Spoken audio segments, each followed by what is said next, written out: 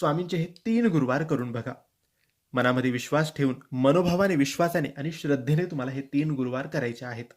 हे 3 गुरुवार तुम्ही विश्वासाने, श्रद्धेने केले तर तुमच्या इच्छा पूर्ण नक्की होतील.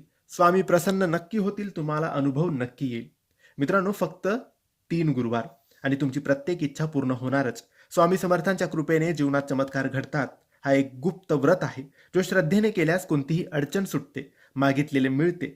तर मित्रांनो, पहिल्या गुरुवारपासून किंवा तुम्हाला जेव्हा वाटेल त्या गुरुवारपासून या व्रताची सुरुवात तुम्हाला करायची आहे आणि अनुभव घ्यायचा आहे.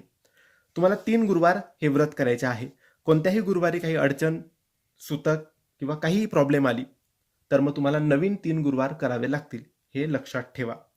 3 गुरुवार करताना 3ही गुरुवारी उपवास करायचा. फलाहार तुम्ही करू शकतात आणि संध्याकाळी रात्री स्वामींना नैवेद्य दाखवून तुम्ही उपवास सोडू शकता.